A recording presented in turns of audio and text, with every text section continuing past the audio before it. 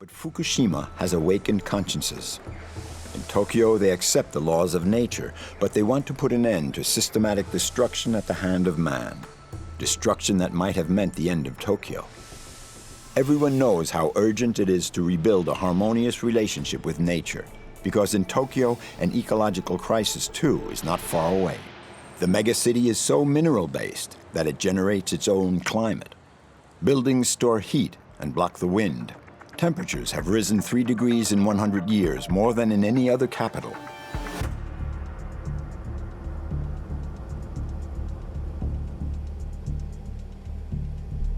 The powerful computers at the Jamstec Institute are hurriedly simulating this urban climate change. This image shows the heat distribution. The red shows the areas with high temperatures. In the green areas, the temperatures are lower. The number of buildings has increased, and the green spaces have decreased. If the vegetation is increased, we can reduce this phenomenon. Green spaces will help the city retain water, and by evaporation, lower the air temperature.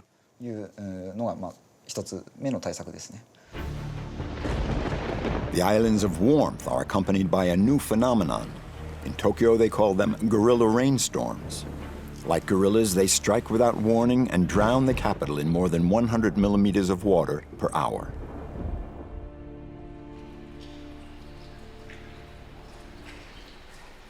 At Tokyo City Hall, they're fighting back, at least against the flooding. The city has dug 5 huge concrete silos under the rivers as flood runoffs. Each one could accommodate the space shuttle. They are all connected by an underground channel 6 kilometers long that empties into the largest of them. In the heavy rains, the water level has risen up to there. This silo is able to pour 200 cubic meters per second into the Edo River, the equivalent of an Olympic swimming pool. This monumental technological feat will prevent real catastrophe, but how to deal with the roots of the problem? Today, Tokyo has its back to the wall. The city has urgently to reinvent itself. The politicians know it, and they're all issuing competing statements. Their goal is to make the capital the leading green city of 2050, with ample green spaces, 1 million trees planted, with 20% renewable energy by 2020, and by increasing anti-seismic devices tenfold.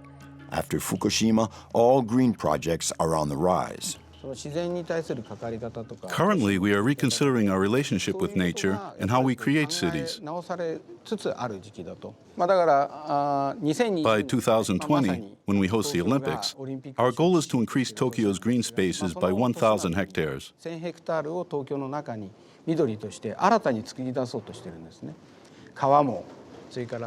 Rivers, roads, and parks will all be brought together in a large green area, a vast nature trail, to make Tokyo a city teeming with greenery. We're capable of reconstructing a city like Edo, which was a true model of a garden city.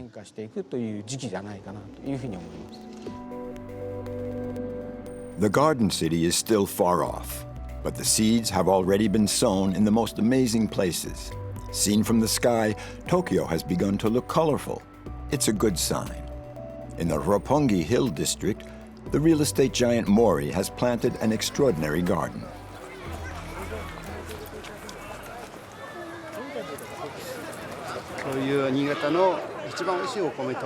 We're planting the very best rice and beans.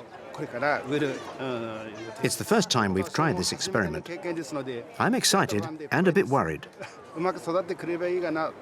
Where I live, this rice grows in rice paddies. But here, we're up on the roof at Roppongi Hill. I'm happy and I'm anxious. It feels strange.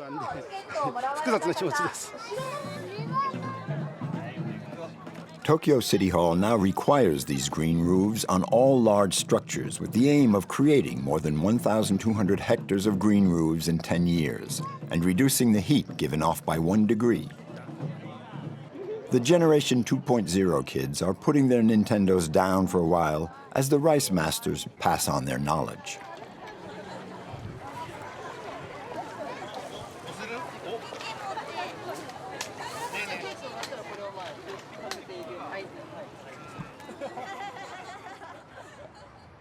A landscape of rice paddies on the roofs. This poetic and political event is proof of the movement taking place in Tokyo. Everybody now wants to be surrounded by nature.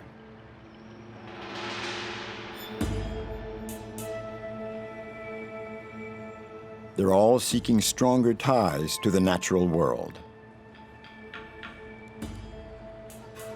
They rent dogs by the hour just to be with an animal. They meet in bars to pet cats, look in the parks for insects to raise in their homes. A 4-hour commute every day, 1 week off a year, working till 9 p.m., armies of employees in gray suits, all looking to nature in order to breathe. From time to time, they come to Ichibaya on the Kanda River for a break, to try to get back in touch with real life.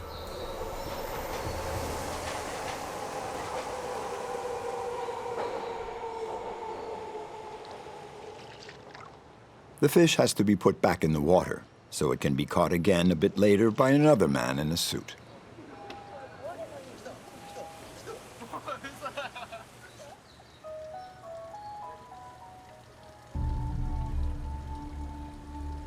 The municipality is full of ideas to satisfy this need for nature. On Sundays, people flock to Tokyo's last natural beach.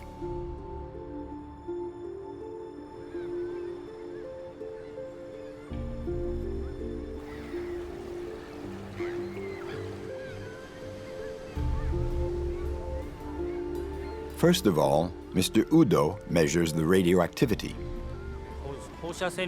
I measure the level of radioactivity in the air to make sure it isn't too high and that there's no danger. Here it's 0.038, so I can inform City Hall that the radioactivity level in the air is not dangerous. There'll be a lot of visitors here tomorrow and they won't have to worry. Today in Tokyo, radioactivity measurements have leveled off. Starting at 9 a.m., tens of thousands of Tokyoites flock to the 600 meters of concrete-free beach to hunt for clams. To dig in the black sand, to splash in the water, to go looking for shells. You're a beachcomber for a day, and the city seems far away.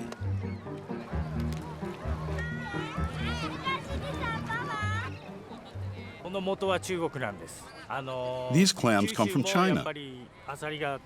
There aren't any more clams in Kyushu, or with last year's rains and tides. So they bring in clams from China and bury them in the mudflats.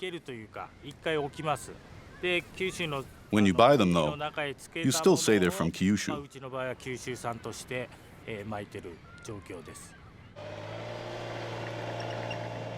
It may look artificial, but it makes people happy. These days, more and more of them want nature that's real and tangible. They're aware that the fate of their city depends on it.